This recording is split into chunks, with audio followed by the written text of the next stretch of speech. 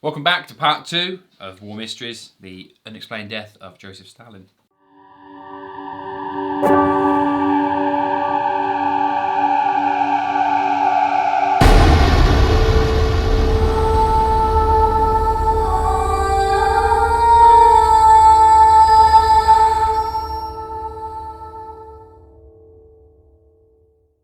So we're going to look into some suspects in a potential murder of Joseph Stalin himself. If you've not watched our last episode, there's a link to it just here. Check it out. You might want to watch it because otherwise the next lot Won't make much sense. Useless to you. Useless anyway. So, without further ado, let's crack on. The suspects in his murder.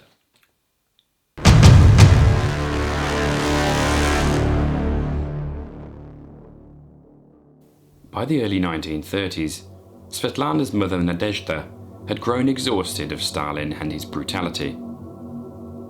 She had suffered many years at his hand, enduring heated arguments and his infidelity, and finally, in a letter of hate, she denounced him as a tyrant and an oppressor. On November 9th, 1932, after a public and intense disagreement regarding the collectivization policies that were starving millions, Nadezhda left the dinner party, retiring to her bedroom, where she then shot herself in the heart. Bit brutal. Might have had a pretty face. Not divorce. Divorce? Not she didn't consider divorce. I thought that was a bit extreme. She's got a daughter. Actually, she's got a daughter and a son. Straight to 100. Anyway, not relevant. Now, obviously, in the 1930s, Lenin's dead, of course. Stalin's working his way up, and he had people killing off his political rivals, basically. Beria, who we'll come into later, and another was Khrushchev, and Molotov. So in the early 1930s, Stalin enacted one of his many nasty policies, basically collective farming. So all the farmers' land was taken from them and held by the government. By the state. Yeah, state farming, and then they were paid a wage to farm the land. And there were quotas set. A similar thing happened in China, the Great Leap Forward. Mao, Chairman Mao. We'll talk about him later anyway. But it starved about 10 million people in the end. Vicious. Millions of people died. No one had any food. There were warehouses just stashed with grain, but farmers didn't have any food to feed themselves or the families because they had to overestimate their quotas. Horrible time.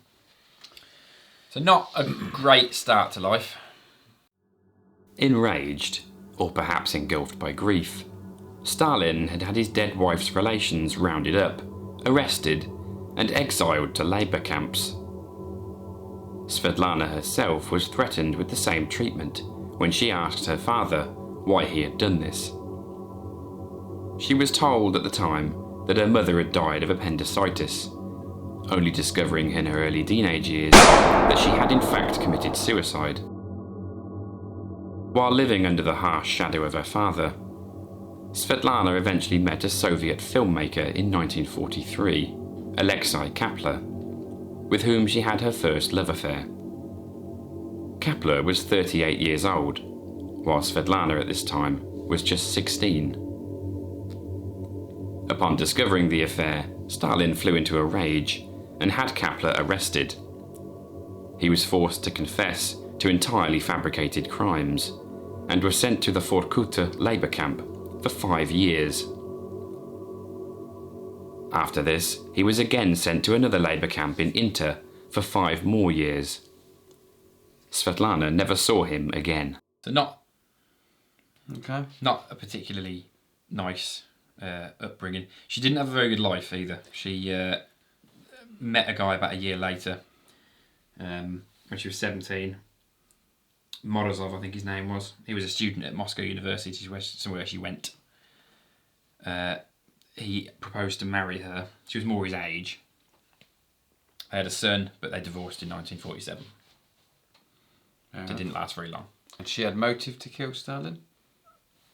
Well, some might say, yeah. He even threatened to send her to a labour camp when her mum had killed herself. At her mother's funeral, Stalin pushed the coffin away from him and said she died like an enemy. And refused to acknowledge. And she had to endure that. So that's Svetlana. She did have a nice life, really. She emigrated to America. She couldn't just leave the Soviet Union, of course. Couldn't just walk off. So she had to defect. She met an Indian man while at a hospital, I think getting a tonsillectomy. Brajesh Singh, his name was. Met him in 1963. He was an Indian communist that was visiting Moscow. They fell in love, but he became gravely ill. Eventually he died. 1966 he died. They had a love affair. He died. So she asked for permission to return his remains to India. Generally buried in the or ashes spread in the Ganges. Yeah, I think that's what she went back to do. So she got permission to do it. As soon as she's done what she wanted to do with his remains, she went straight to the American embassy and defected. Didn't go back to the Soviet Union. She left her kids behind, which at that time were in their teens and in their early 20s. So 2 kids. So she had to leave them behind and not tell them that she was going. And she emigrated to America, where she married. She changed her name to Lana Peters when she married. That marriage didn't last. She died in 2011 in a hospital, aged 85, I think she was. But she was ostracised. Stalin's second son, Vasily, was once described by his father as a spoiled boy of average abilities, savage, not always honest. Despite low grades during schooling, he was propelled forward resting on the laurels of his family name, enrolling in pilot school at 17 and advancing beyond his ability thanks to his father's influence. He eventually became Major General in the Red Air Force, a position for which he was woefully underqualified. So, the absolute top job it's called the VVS. In Soviet Russia, the Air Force was part of the army. It wasn't a separate thing. So he was a Major General, which I think he's wearing in that picture. 6 stars. A position for which he was woefully underqualified. When you consider how young he is. Yeah, very young in that picture. Can't be much more than 25. His propensity to drink and womanize was well known among his contemporaries, and this would often manifest itself at political party gatherings. Vasily was also infamous for his attempts to court other men's wives. He was evidently afraid of his father, who saw him as an embarrassment. So, liked a bit of the old adultery. So, Nina Carmen, can't find a picture of her, but Nina Carmen, a very famous Soviet actress and model from the time, a bit like Greta Garbo.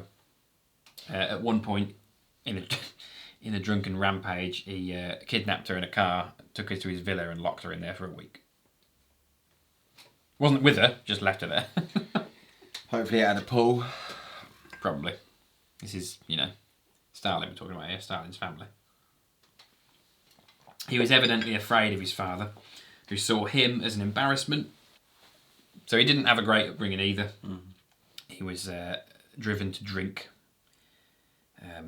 Probably from the stress, I would have thought. If I was a Major General at the age of 25... I didn't know what he was doing. Didn't know what he was doing.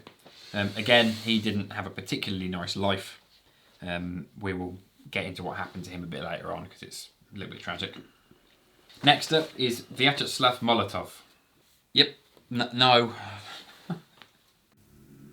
Vyacheslav Molotov was one of Stalin's closest comrades in both the political world and in society, and the man expected to succeed him politically. He was Premier of the Council of People's Commissars from 1930 until 1941, and during his time in this position, he was a counter-signatory of the Molotov-Ribbentrop Pact, a mutual non-aggression treaty between the USSR and Nazi Germany, which included provisions to divide the territory of invaded Poland between the two powers. Teenage mates, almost, I guess. Well, no, because by 1912, Stalin was in his mid-30s. Oh, git. He was also the man that was expected to succeed Stalin politically. He was a counter-signatory in what was called the Molotov-Ribbentrop Pact. You ever heard of that? No.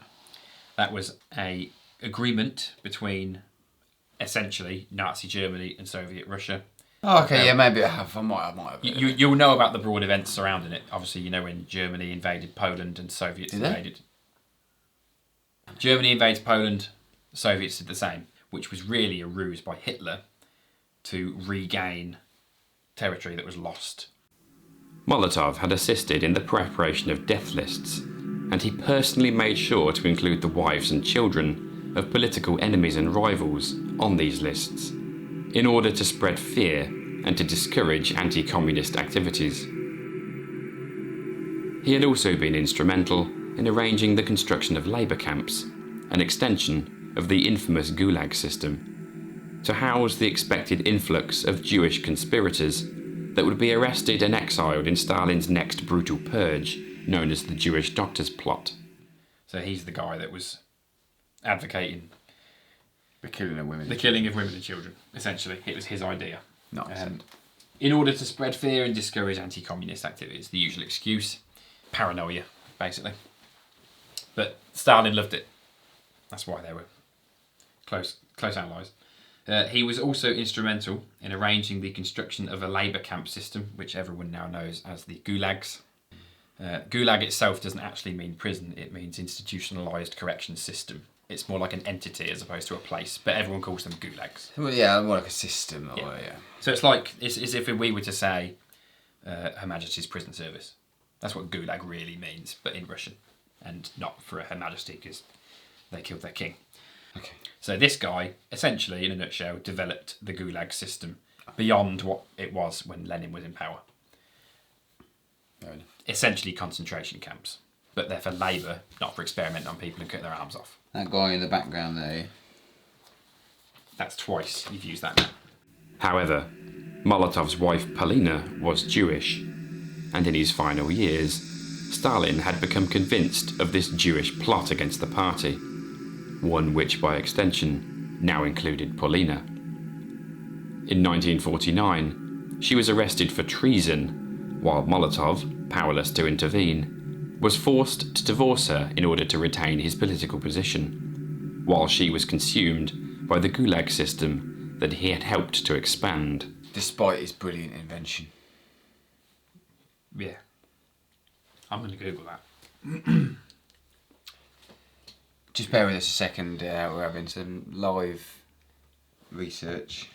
So Molotov cocktail, also known as a petrol bomb, gasoline bomb, Yanks, bottle bomb, poor man's grenade, Molotovin cocktail,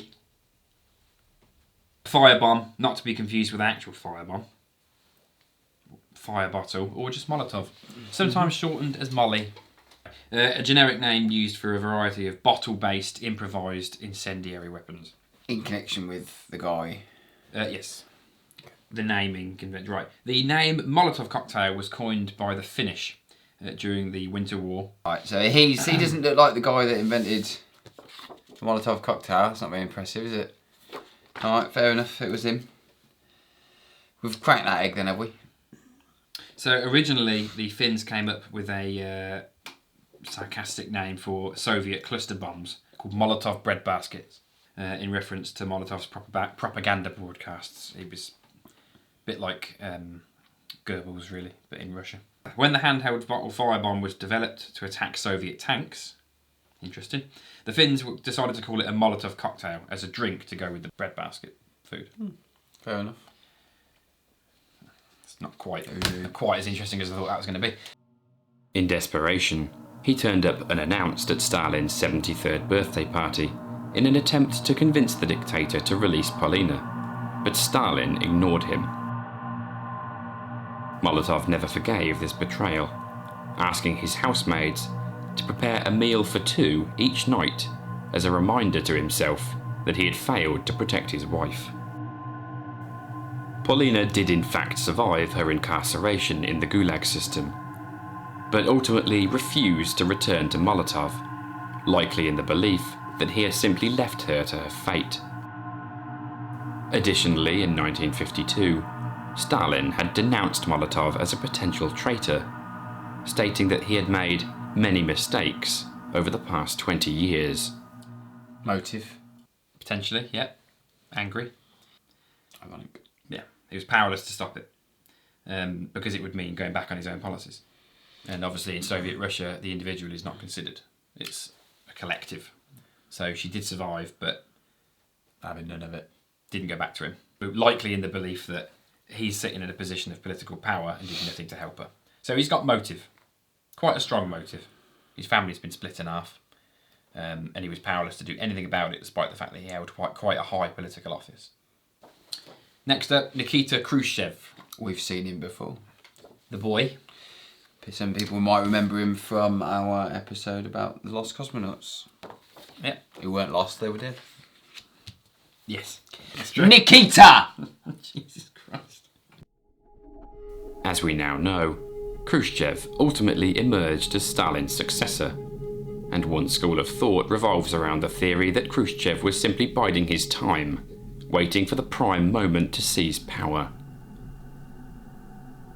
He began life as an illiterate peasant, but rose to the position of governor of Moscow by the 1930s, largely due to his willingness to murder the enemies of the people for Stalin. Khrushchev, for the most part, was frequently humiliated at party gatherings and dinners, where he was expected to perform with his colleagues for the amusement of his superiors.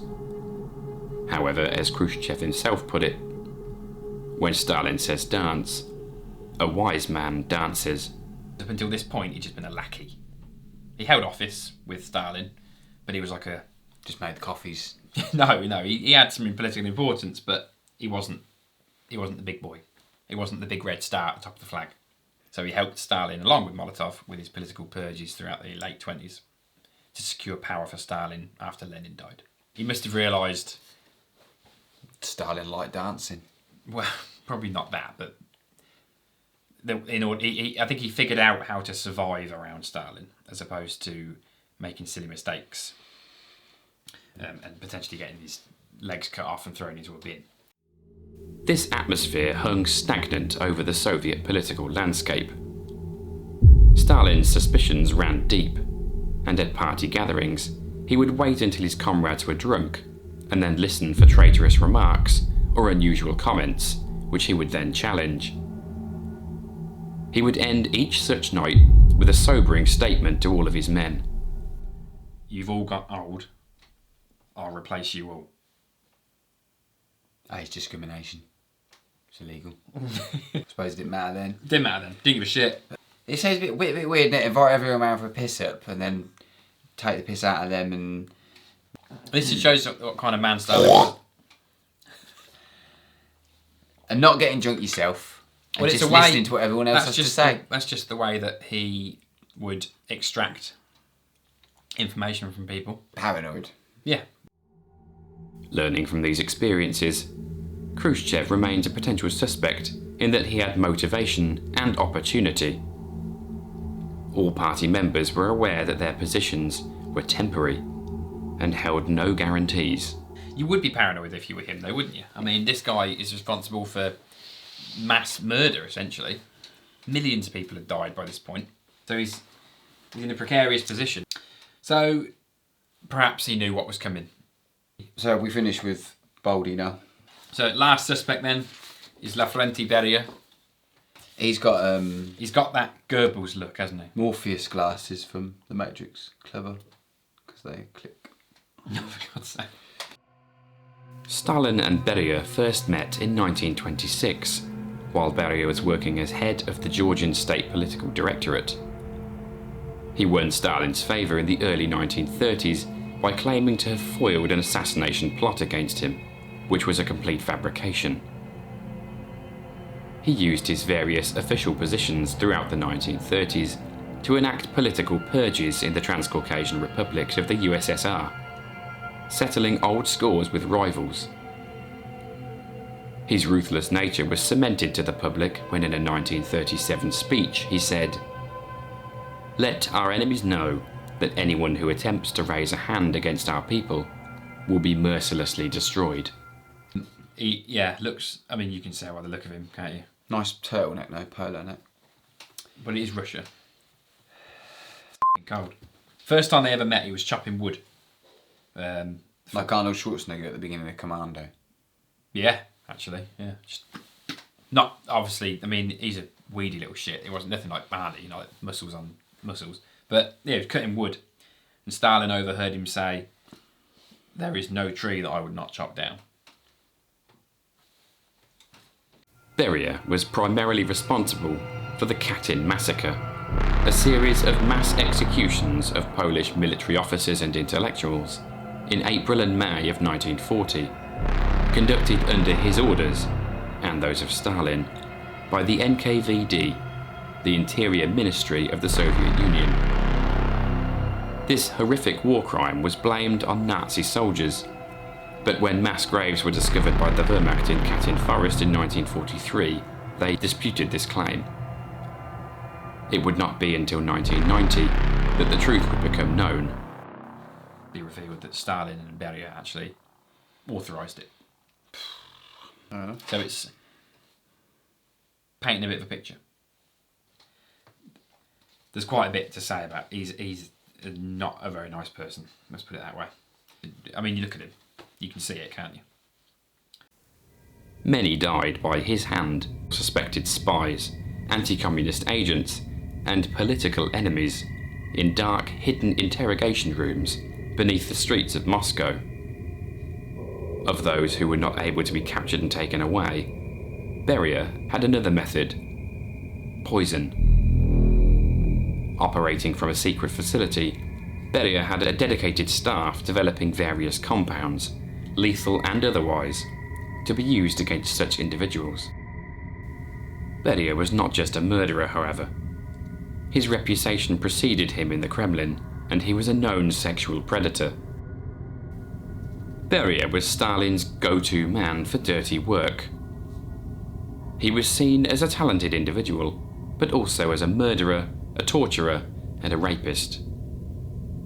Early in 1953, Beria discovered that he too was to be implicated in the Jewish doctor's plot with the others, allegedly in a move to get rid of him quietly and cleanly, and it's perhaps no coincidence that Stalin died when he did. In the January 13th, 1953 issue of Pravda, in an article regarding the detention of the doctors, Stalin was quoted verbatim: "Beria neglected his duty to capture these criminals." Sensing he may be in danger, Beria may have changed the staff immediately surrounding Stalin, such as the security detail, including Krustaliov, and the housemaids, in order to allow an opportunity to have him murdered. Beria's attitude during Stalin's final hours was also very suspicious, but not necessarily evidence of guilt.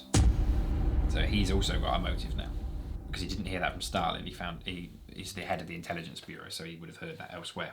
Now we know that there was at least one guard there who was new, that Krustaliov guy that I mentioned, which would obviously give him an opportunity. So Beria's attitude during Stalin's final hours was also very suspicious, but not necessarily evidence of guilt. I mean, it's Stalin. It's not like he's got any redeeming features. So they're the 5 suspects, these peeps. So his son, his daughter, his lifelong political ally, and 2 of his subordinates.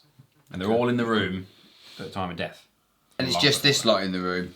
No, there are others. There's the doctors that are treating him. Okay. Obviously they're new and they've not been there before and they don't know Stalin, so they're excluded. And the staff, which again were not allowed in the room without Stalin's permission, so they can be safely excluded. With the possible exception of Krustaliov, because he was the last person to see Stalin alive and uninjured. But that comes into it later. Anyway, so next up, let's look at a few conclusions that we can draw from what we've heard so far.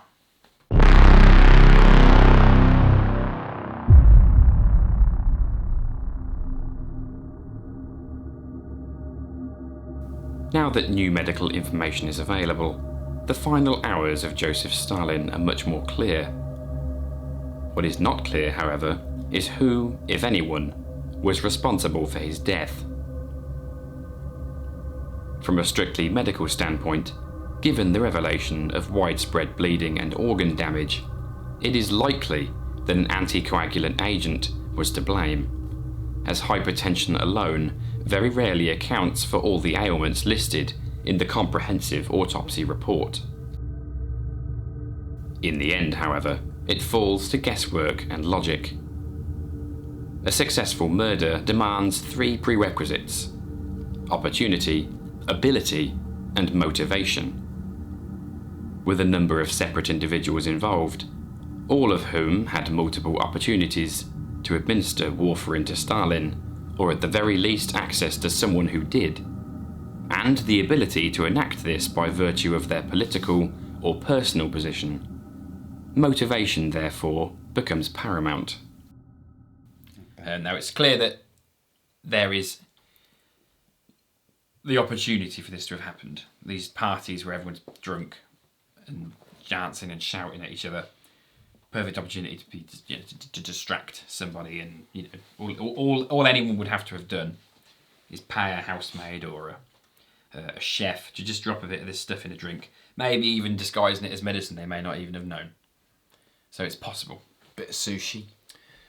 Probably not sushi. Well, I don't know. Japan and Russia weren't really on very good terms in the 50s. Caviar.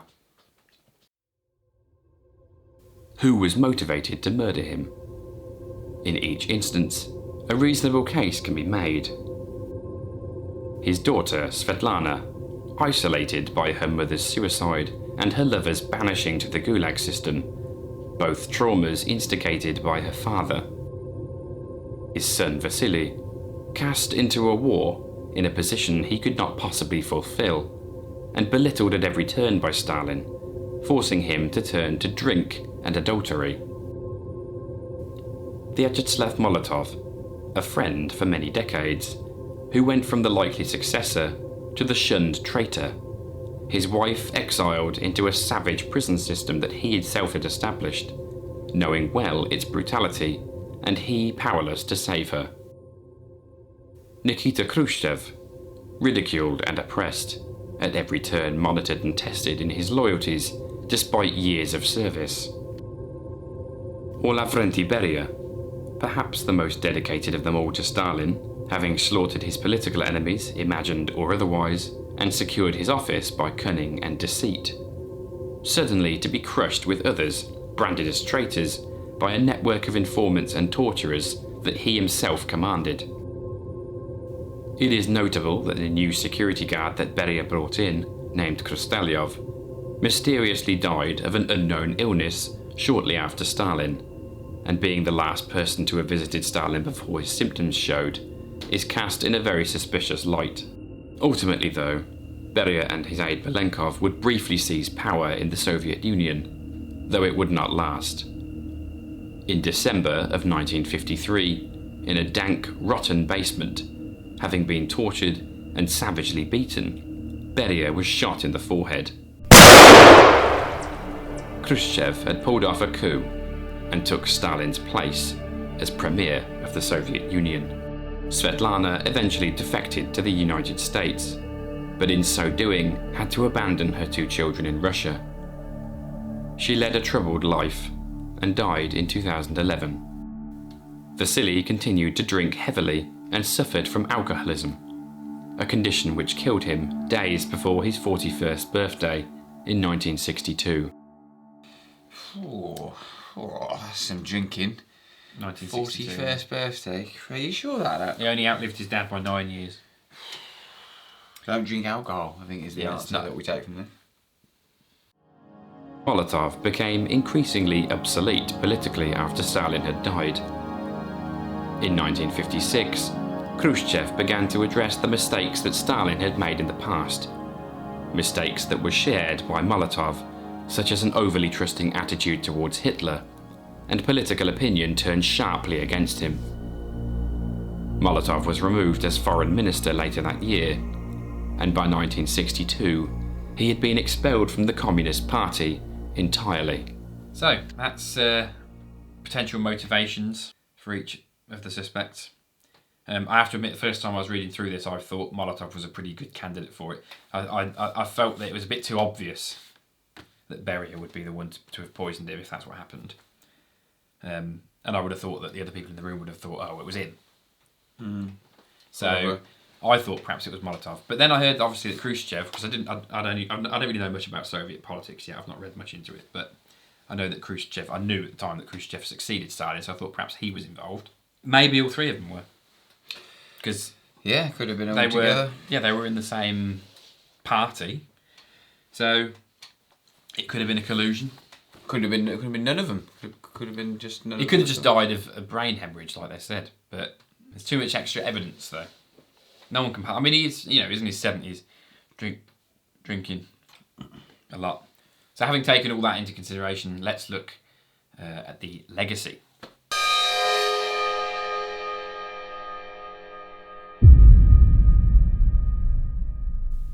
Even today, Stalin is not viewed with universal contempt in Russia.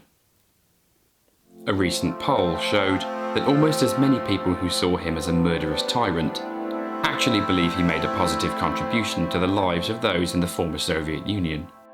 His track record, however, is anything but positive. Between 1932 and 1937 alone, censuses show that the population of the USSR decreased by nearly 10 million, attributed to forced collective farming policies, while his ruthless political purges killed and exiled millions more. More than 26 million Soviet lives were lost in World War II, the greatest loss of any single nation involved by a considerable margin. But even afterward, many survivors were executed or condemned to labour camps for decades, often for completely fabricated crimes, and all under the orders of Stalin. For the period 1923 to 1953, most modern scholars assert that, excluding losses in the war, between 15 and 20 million people died as a direct result of Stalin's policies, purges, forced resettlements, and killings. The global upheaval of World War II and its aftermath collapsed the notion of the old world and brought about political changes that have, for better or worse, shaped the modern world. Stalin ruthlessly clung to power during these post-war years at the cost of a great many citizens of the USSR. Sadly, he was not alone in his selfish quest for absolute control. Just as Adolf Hitler had asserted his will upon the people of Germany, eventually leading them into the most bloody conflict the world has ever known, so too would Chairman Mao Zedong impose forced policies onto the Chinese toward the end of the 1950s, resulting in over 40 million more deaths from famine and government brutality in the Great Leap Forward programme. The general narrative now leans heavily in favour of Beria having been responsible for Stalin's death in some fashion. And while the new evidence provides much support for this theory, it is likely to be a mystery that we will never resolve.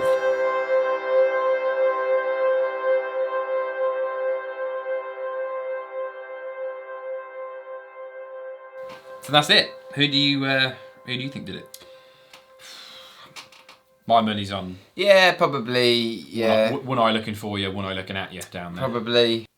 It's not a great loss to the world, really. Wouldn't have been nice to be in Russia in the 50s. It was something like 22% of people just denounced him as an evil dictator, which would be expected, I would have thought, because a lot of people that are alive now would have been alive when he was. Even if they were young, they would have remembered. But about 19% thought he did pretty well for the Soviet Union. What did the other 60% think? Well, it would have been a sliding scale, wouldn't it? At one end you'd have sort of God, at the other end just dickhead, and you'd have had anywhere in between. That's the dickhead scale. So, a bit more personal, this one. It's more of a whodunit. You can kind of Agatha Christie a bit. Cluedo. Kind of.